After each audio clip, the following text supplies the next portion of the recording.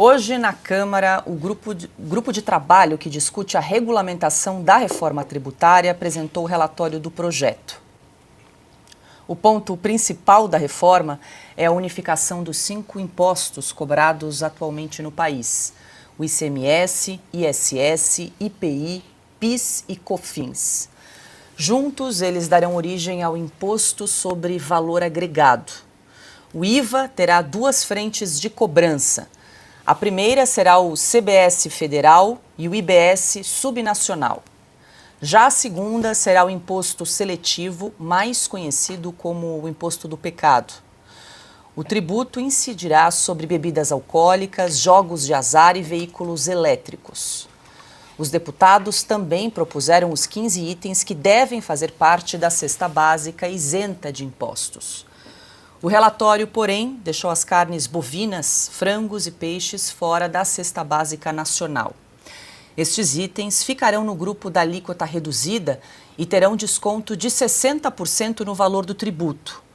O texto ainda será discutido com os líderes da casa para, em seguida, ser votado em plenário. Bom, Adalberto Piotto, essa questão da reforma tributária, muita gente fica em dúvida, mas já não foi aprovada? Não, foi aprovada a reforma tributária, mas agora precisa, então, de projetos de lei complementar e de lei ordinária para disciplinar todo o regramento aí da nossa reforma tributária. No início era para ser um IVA só, acabamos com 3, né? O IBS, Contribuição sobre Bens e Serviços, IBS, Imposto sobre Bens e Serviços, e o tal do Imposto Seletivo, também conhecido como Imposto do Pecado. É uma barafunda que a gente vai tentar explicar aqui para quem nos acompanha, é bastante complexo, não tem nenhuma definição ainda, o relatório foi entregue hoje e chama a atenção que Arthur Lira parece que está com pressa de votar esse texto antes do recesso que vai ocorrer aí no próximo dia 18 de julho. Paula, vamos lá por partes. Primeiramente, por que a pressa do Arthur Lira? Nós estamos falando aqui, essa regulamentação da reforma tributária que já foi aprovada, também às pressas, e não vale o argumento de que isso estava há 20 anos parado nos escaninhos do Congresso. Não, houve uma série de novidades nesta reforma tributária e os parlamentares, sobretudo na Câmara, diziam assim: escuta, eu não tive tempo de ler o novo texto. E mesmo assim, aquele texto ia para votação em minutos. Bom, tivemos tudo isso. Arthur Lira tem uma pressa em relação à reforma tributária que eu confesso, por enquanto é inexplicável, não dá para entender. Mas vamos lá. Já tem um problema, um erro de origem aí. Está se discutindo como nós vamos tributar, como nós vamos trazer dinheiro, obviamente, para o Estado brasileiro, para os estados, os municípios e o governo federal, sem saber qual é o tamanho do custo do Estado. Porque, pela lógica, você faz primeiro uma reforma administrativa. O Estado brasileiro é inchado, todo mundo sabe. Os serviços públicos não têm grande eficiência ou tem muita reclamação de eficiência. Então você primeiro faria uma reforma administrativa, enxugaria o Estado, deixaria esse Estado só no que ele realmente é essencial. Depois, obviamente, isso vai para a iniciativa privada, saberia esse custo e a partir daí você faria uma reforma tributária para saber, diante desse custo, esse é o valor que eu tenho que conseguir arrecadar. Não se sabe disso e agora nós temos a alíquota de 26,5%, que está se pensando nesses 26,5%, mas 26,5% já é uma tarifa muito alta, nós estamos falando de uma alíquota muito alta, mas há casos de quem tem imposto único por aí no mundo, que nós estamos falando de 10%, de 12%. O Brasil está pegando 26,5%. Esses 26,5% justificam em que momento? Nós temos, no momento, o ministro da Fazenda, que é o arrecadador-geral da República, para pagar as contas de agora. Os parlamentares estão colocando tudo no tal do imposto seletivo, no imposto do pecado, porque eles também não sabem qual é o custo do Brasil hoje, então vão buscar em algum lugar. E claro, se eu tiro de um lado, eu vou ter que cobrar mais do outro. Mas aí vem um problema. Vamos pegar o tal do imposto do pecado. Veículo elétrico não fazia parte, agora vai fazer parte por uma questão de que a bateria gera problemas. Mas o que é a definição de imposto seletivo? É tudo que faz mal para fazer com que as pessoas deixem de comprar um bem que faz mal à saúde delas. Você acha que realmente carro é um problema? As pessoas precisam de carro para se locomover. Tirou o caminhão. Tudo bem, tirou o caminhão e aí? Combustíveis todos são um problema? Eu tenho transporte de carga.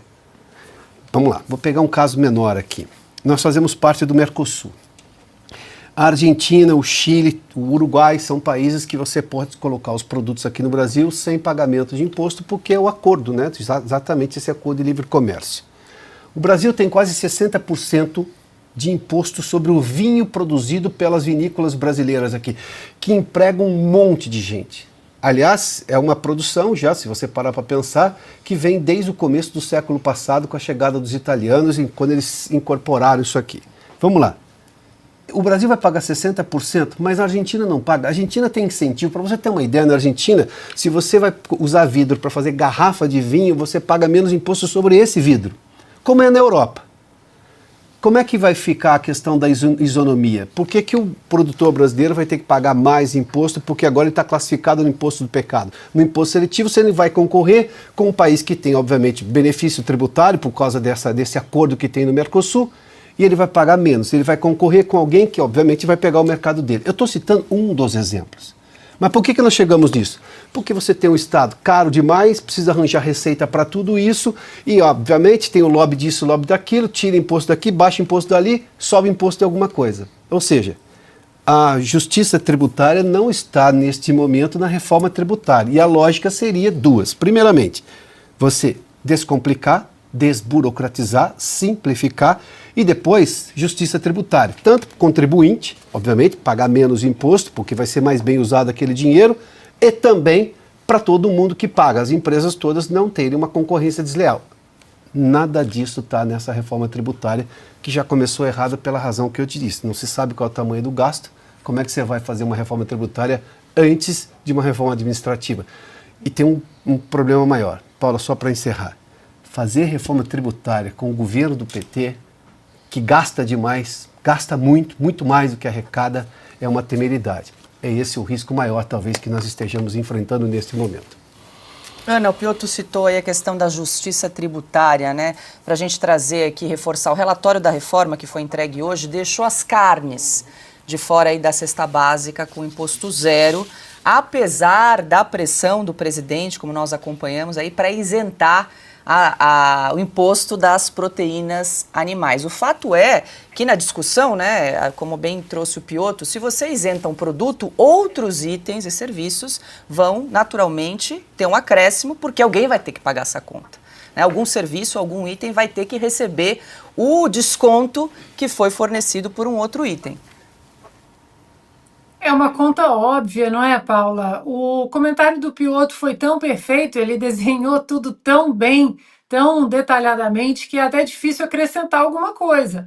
É exatamente isso que você falou, né? É o famoso não tem almoço grátis. Os americanos falam muito aqui, there's no free lunch.